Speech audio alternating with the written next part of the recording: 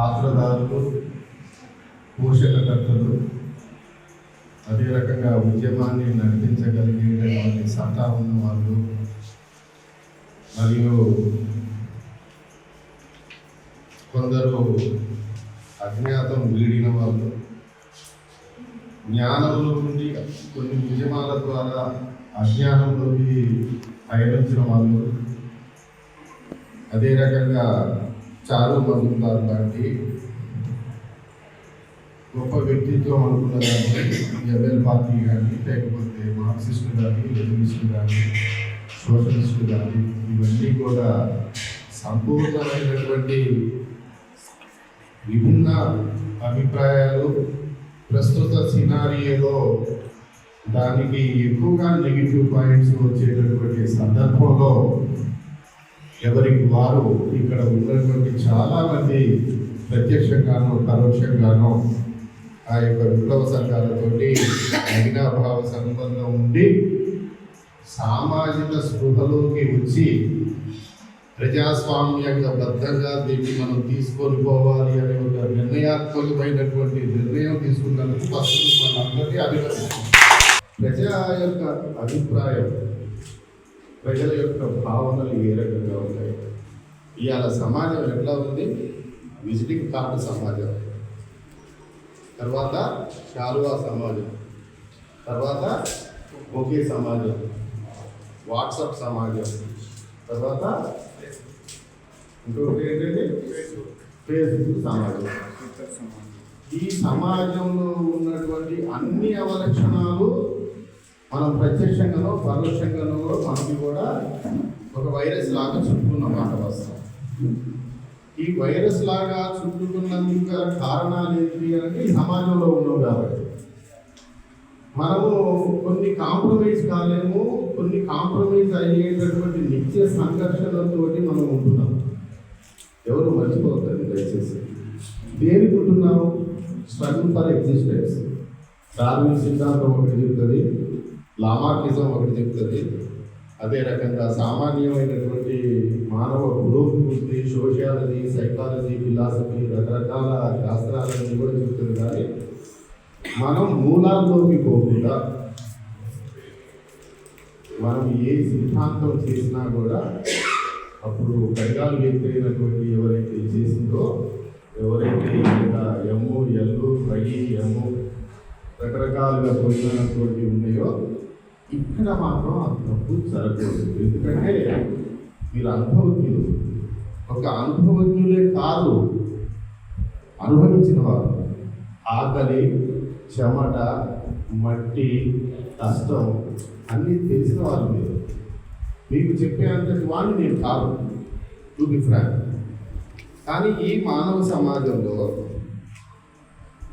కుల పార్టీలు వాటి యొక్క మనుగడ గురించి మనం మాట్లాడాలి. అదే రకంగా సవాళ్ళు ఏమొస్తాయి మనకి, అది కూడా పరిష్కారాలు ఏంటి, గ్రామ స్థాయి నిర్మాణం ఏంటి. నేను చాలా సీరియస్గా చెప్తున్నాను. ప్రతి వ్యక్తిని చదివిన వాడిగా, సమాజాన్ని చదివిన వాడిగా చెప్తున్నాను. ఏ పార్టీ అయినా గట్టి పునాదులు లేకుండా అది మనగాలతో నిలబడతారు. పార్టీ నిర్మాణానికి పొలిట్ బ్యూరో ఆహ్వానించదగ్గదే, ఫైనాన్స్ కమిటీ ఆహ్వానించదగ్గదే, ఆ తర్వాత కోఆర్డినేషన్ కమిటీ కూడా ఆహ్వానించదగ్గదే.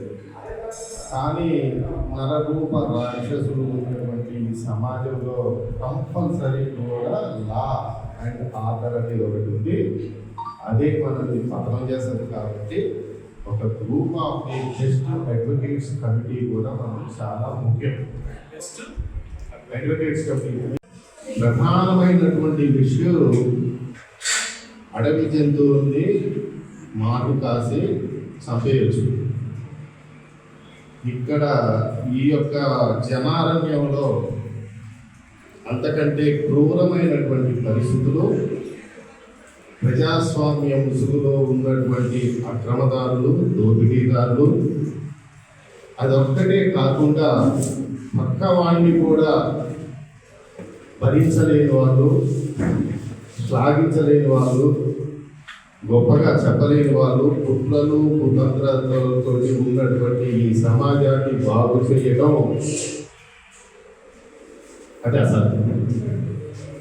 ఇవాళ మీరు అమెరికా చూసుకున్నా, యూరోప్ చూసుకున్నా, మిడిల్ ఈస్ట్ చూసుకున్నా, ప్రపంచాన్ని మీరు చదవగలగాలి ఫస్ట్. అంటిల్ అన్లెస్ మీరు ప్రపంచాన్ని అధ్యయనం చేయకుండా మళ్ళా ఇంకొకసారి తప్పు చేయకూడదు ఈ జనాభా గురించి. కాబట్టి ఒక కాంక్రీట్ డిసిషన్ తీసుకోవాల్సినటువంటి అవసరం ఎంతైనా ఉంది. అది మీ భుజస్కంధాల మీద ఉంది అని చెప్తున్నాను. ఇక్కడ మనము అంటే నేను డీప్ రూట్ పొలిటికల్ అనలిస్ట్ని అండ్ ఇంకా చెప్పాలంటే చాలామందికి ఉమ్మడి ఆంధ్రప్రదేశ్లో కానీ ఇట్లా కానీ పొలిటికల్ స్ట్రాటజీస్ని అంటే వాళ్ళ గెలుపుకు కానీ వేరే వాడి ఓటమికి కానీ ఉపయోగపడ్డవాడిని గత కొంతకాలంగా మన వాళ్ళకి దేనికి చేయకూడదు అనే ఒక భావనతోటి మీరు ఎట్లయితే కనువిప్పు కలిగి బయటకు వచ్చి యుద్ధాలు చేస్తామంటున్నారో అదే రకంగా వచ్చిన వాడిని. ఇప్పుడు మీరు యుద్ధం ఎవరి మీద చేస్తున్నారు? మీకు భూమిక ఏంటి?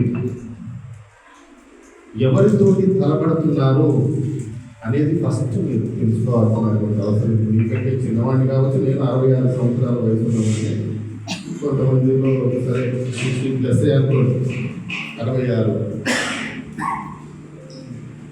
4 ఉద్యోగాలు రాజీనామా చేసిన వాడిని ఇప్పటి వరకు 2009లో